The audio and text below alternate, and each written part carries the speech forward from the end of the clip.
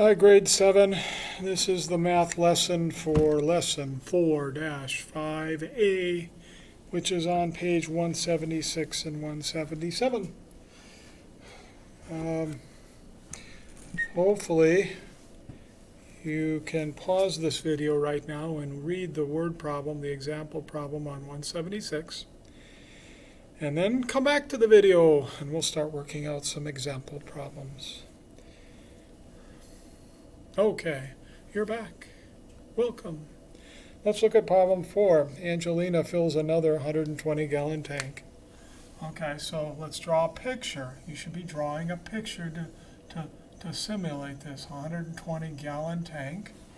And it says Kyle is filling the first 100-gallon tank. After 3 minutes, her tank has 12 gallons in it. And then it says, how much longer will it take Kyle to fill his tank than Angela?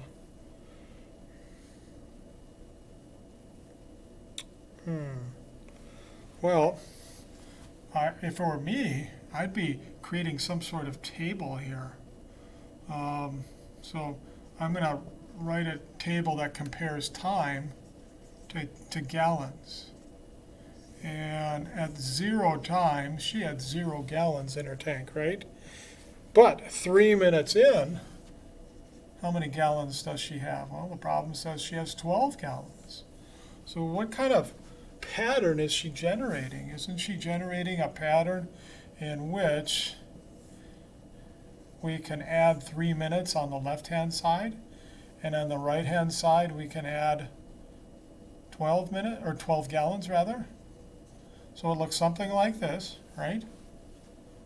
And how far do we have to take this? Well, don't we have to take it until we get down here somewhere where there's 120 gallons? I don't know when that would be, but at some point she's going to fill her tank, right? And filling of her tank means getting down to 120. And then at that point, we'll be able to look across and we'll be able to see a time that we can compare to the dude named Kyle. Now, if you go back on the previous page, how long did it take Kyle to fill his tank?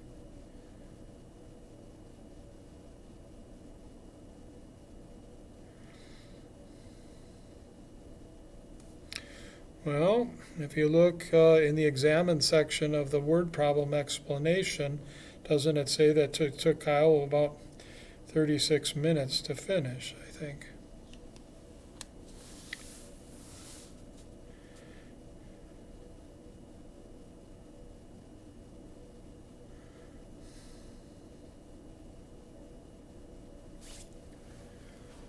But wait a minute, did it take him 30 minutes to finish his tank? Doesn't in the Explore section it say how many more minutes will it take him to fill the tank? If we talk in terms of Kyle's problem, and in his circumstance, after 3 minutes, he was only filling 10 gallons, right?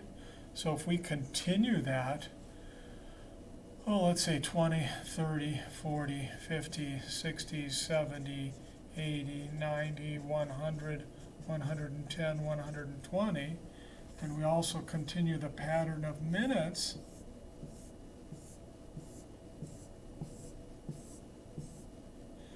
six, 9, 12, 15, 18, 21, 24, 27, 30, 33, 36.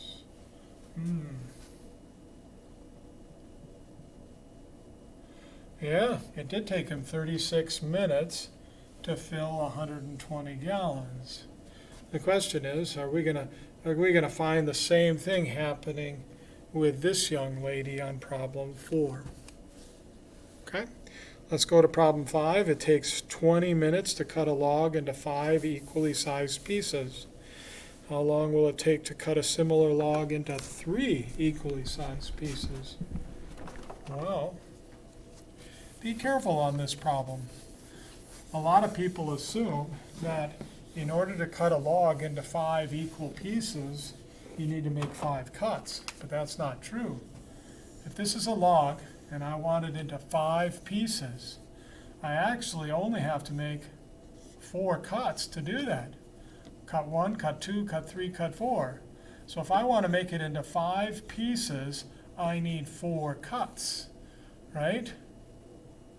So if that's true, if I want to cut a log into, say, 3 pieces, how many cuts do I need? 3 pieces. I need 2 cuts, don't I? Now, here's the other part of this. It says that it took 20 minutes to do those 4 cuts. If it's 20 minutes to do 4 cuts, how much is each cut taking them to do? And then we can apply that to these 2 cuts down here to find our total amount. Okay, let's go on to problem number 6.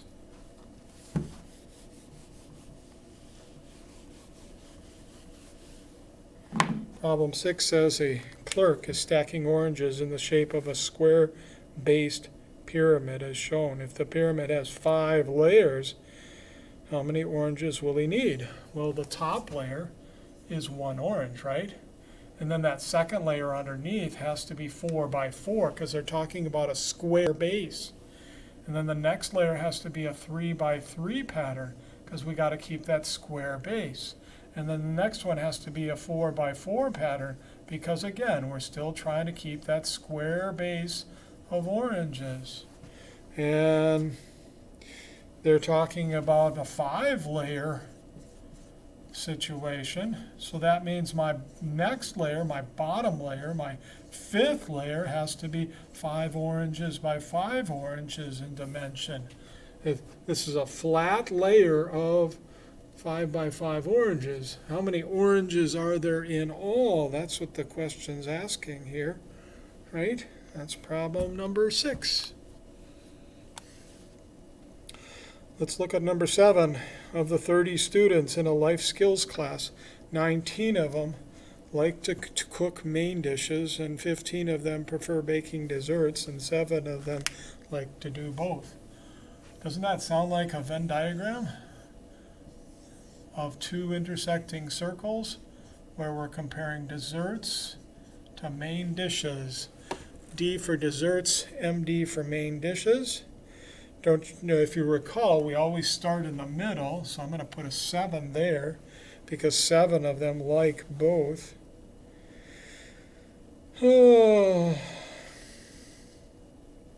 It says in the problem that 19 of them like to cook main dishes, 19 of them. Does that mean I put a 19 here? Or does that mean I put some other number here? What if I said that 19 is all of the people inside the circle I'm trying to show? Doesn't that mean that main dishes actually has to be 12 in this section because 12 plus 7 is the 19?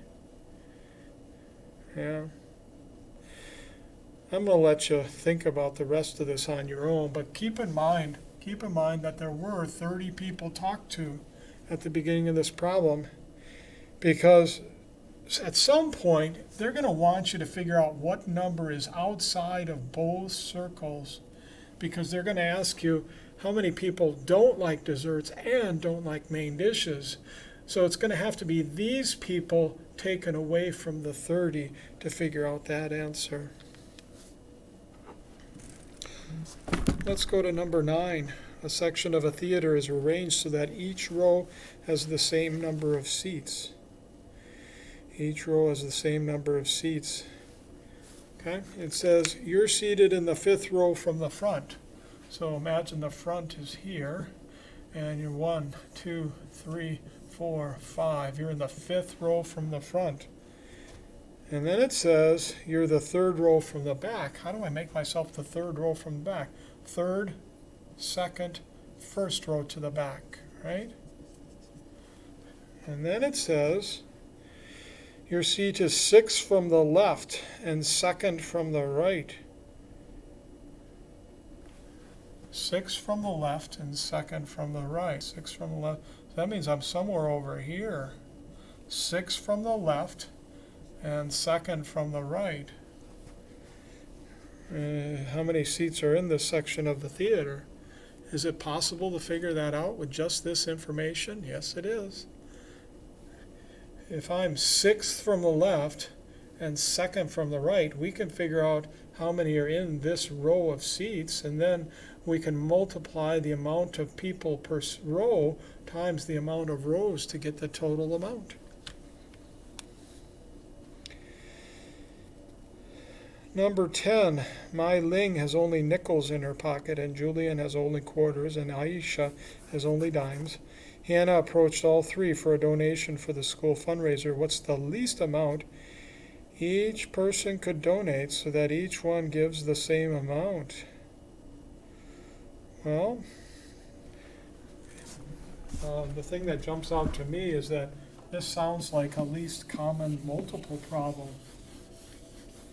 We're talking about people with nickels, dimes, and quarters in their pocket, right? If you were to list the multiples of 3 and the multiples of 25 and the multiples of 10, what's the smallest multiple they have in common? That's what this problem's talking about.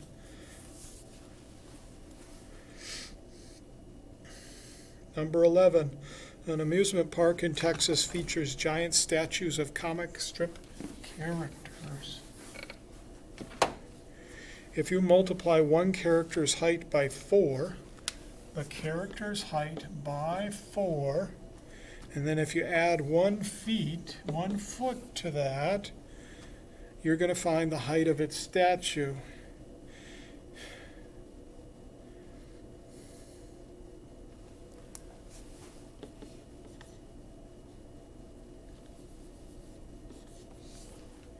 And then it says, if the statue is 65 feet, how tall is the character? Well, I've got 2 H's here, and that's not right, is it? So really, this is character. The character times 4 plus 1 gives you the height of the statue. And then they tell us that the statue is 65, don't they? So now all it is isn't it working backwards to find the height of the character? Yeah, it's working backwards. Okay, I'm going to stop at this point. Hopefully this helps you. Thank you.